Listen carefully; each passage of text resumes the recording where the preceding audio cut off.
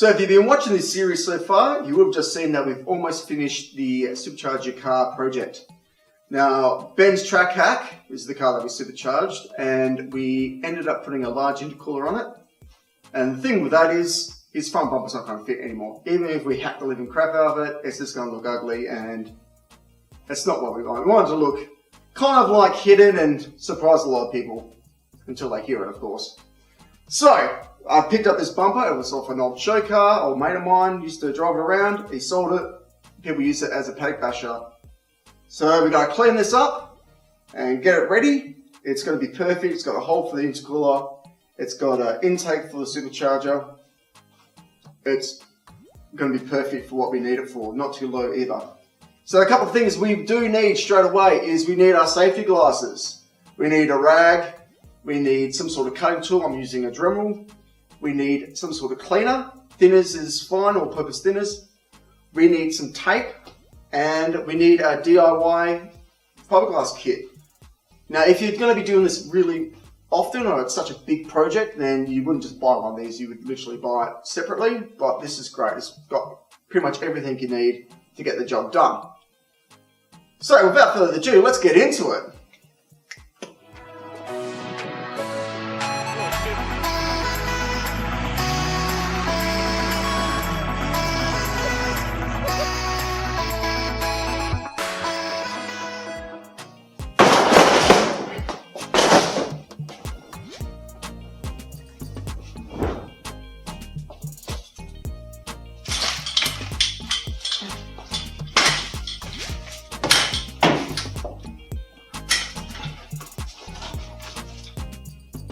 So the first thing we're going to do is get rid of these pot rivets that they've used. Pot rivets can be used, but not in this fashion, and definitely not on galvanized metal like this. It's way too thin and it's too flexible.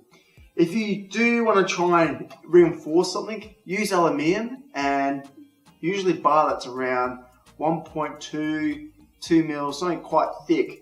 Because if you use stuff that's this thin, it's always just going to bend.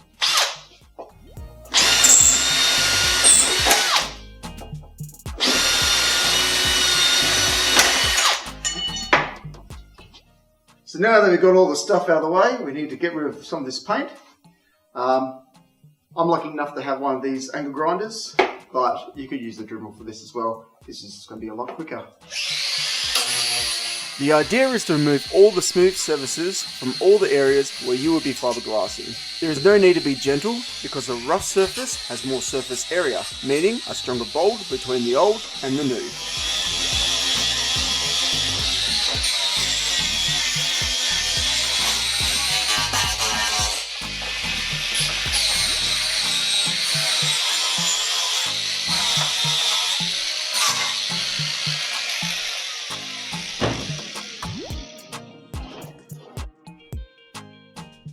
So we've got that X section cleaned up. That's looking really good. We're going to be preparing a section about this big. The next thing to do is get the Dremel and cut in X's into it. And that's so the resin can fill up the crisscrosses that we put into it, and it will just make it more solid. If we just fiberglass over this and then sand it back down, it's going to be thin and it's going to break quite easily again. It's always going to be a weak spot, but by doing that and supporting the back, it definitely makes it a lot stronger. So make sure you wear a mask when you're cutting this sort of stuff. It's not nice on the lungs, and eye protection. So let's get right into that right now.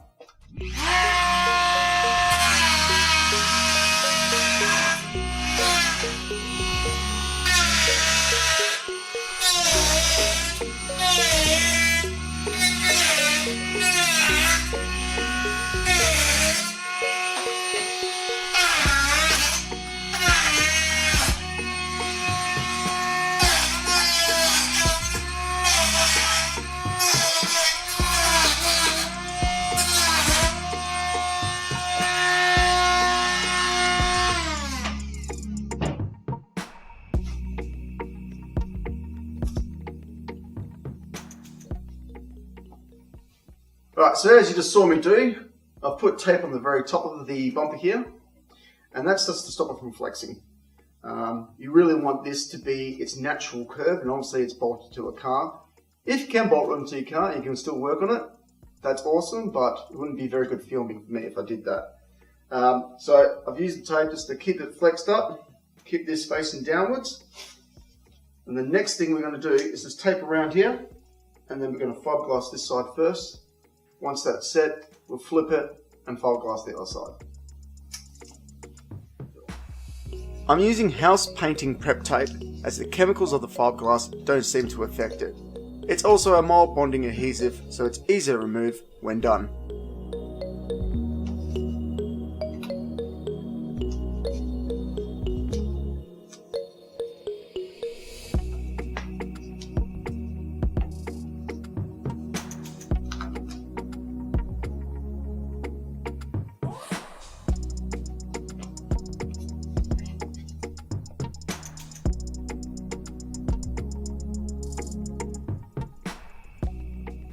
So I've just opened up this kit, and it comes with gloves. So the first thing you do is put these gloves on. You got your mixing cup, you got your man goo, your paintbrush, which is super important actually, and also the fiberglass matting.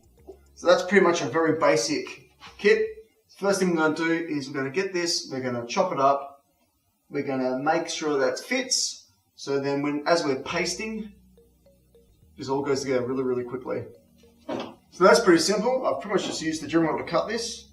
We've got 4 there, so it starts out quite thick and you just keep peeling it until you get nice thin layers. We probably need a little bit more.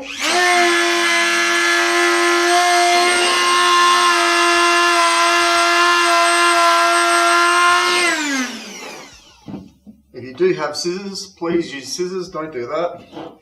Unfortunately I don't have any, so that is how I'm doing it. As you see, just get in there and you can just peel it apart. And you can do this usually 3 times, maybe 4. You just want it thin because you really want that resin to get in between the sheets. So remember, we're going to paste, put a sheet down, paste, put a sheet down, and we're just going to keep that until we get the right thickness that we want. We're going a bit thicker, so that's why I'm just going to need these extra ones. Obviously this just sits in the middle, and we can do the sides as well. Beautiful, so we've got about 8 there. So that's perfect. All right, so now let's mix up the resin. So with the resin I'm using, it is recommended for every 50 milliliters of resin, I put 10 drips of mango in. But because the area I'm doing is so small, I've halved that amount by going 25 milliliters and 10 drops. Once you've got your mixture right, give it a good stir and mix the chemicals evenly. Once that is done, I then pour a small amount to fill the cracks and holes, and then use a paintbrush to cover the area evenly and start applying the fiberglass.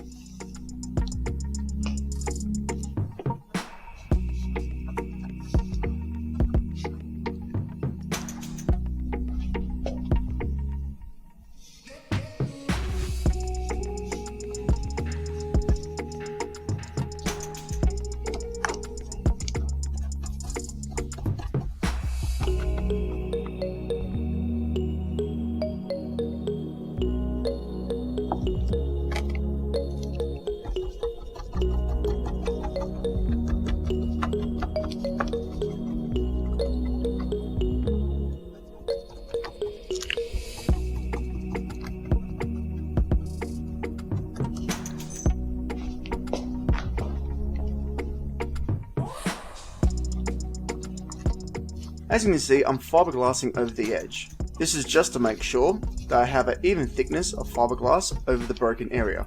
Once dry, any excess will be removed by a cutting disc.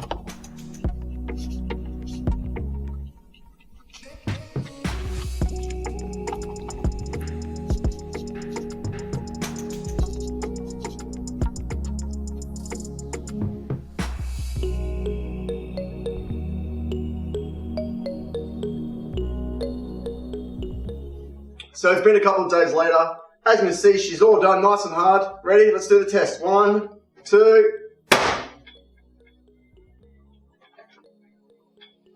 Still one piece. So that's gone on nice and hard. Strong enough. It has set on a bit of an angle, but you get that sometimes. And it's good to show you guys that it's not a bad thing. We just got to Sand it down a bit first, then we're going to put some crosses into it, but not cut all the way through, and then fiberglass up the top, and then sand down again. And that's pretty much it. Now, there's no point showing you guys how to fix the rest, because I've shown you how to do the hardest part. The rest are just, like I said, really, really easy. So, let's finish this off, and we'll call it a day. I'm using a long sanding block and 120 grit sandpaper to reshape this part of the bumper before fiberglassing the front section. I will add using 60 to 80 grit sandpaper to reshape dry fiberglass is also fine to use.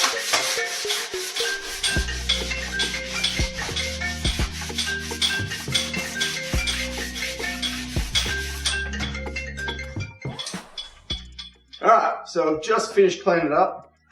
As you see, that's come up really, really good. Haven't put any fiberglass on it yet, so that's the next thing to do.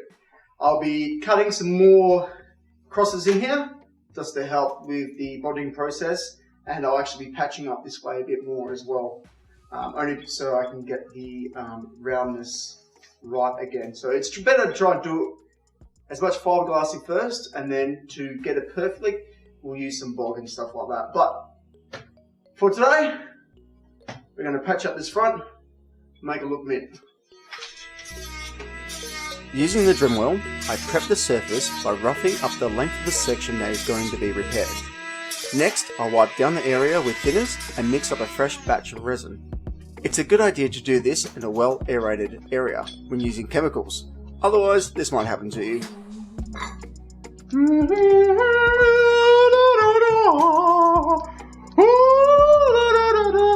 Oh, that smells so good. Did you know? Alright, so we've got a go. I've made 50 mil this time instead of making 25. Boom, boom, boom, boom, boom, boom, boom. That's all you got to do, guys. It's really simple. All those big crevices that I had, make sure you get in there, and you just want to get in those crisscrosses.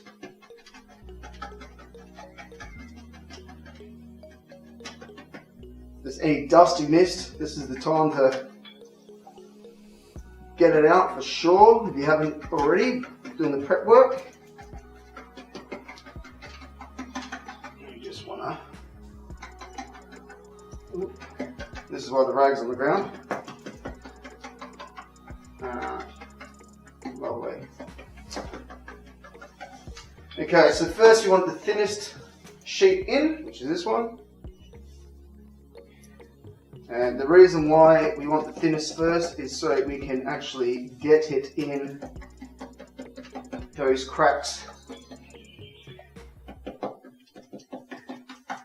Really get it strong.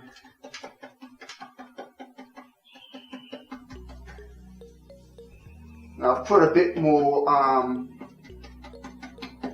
mango in this to make it go off a bit quicker, because I don't want to wait 2 more days for it to go off again. Now you might think that's a bit weird living in Australia, but where I live, we actually do get quite cold weather.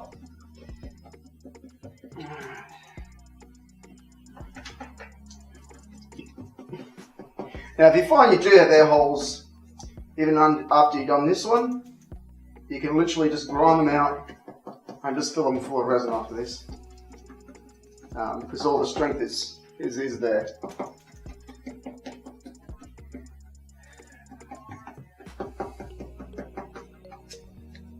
Okie dokie. Now you're going to use a bit of the thickness, and we're going to put more this side to make up that profile again.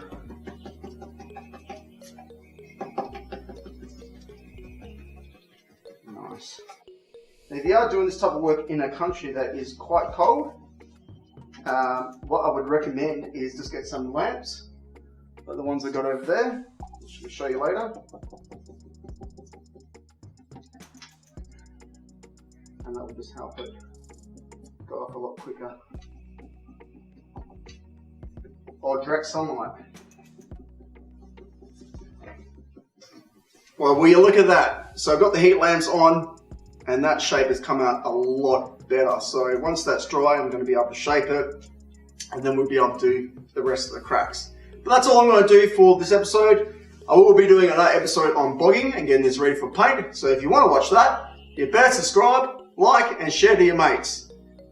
I love doing this stuff, guys. Been doing it for many, many years, and I just want to show you guys my experience.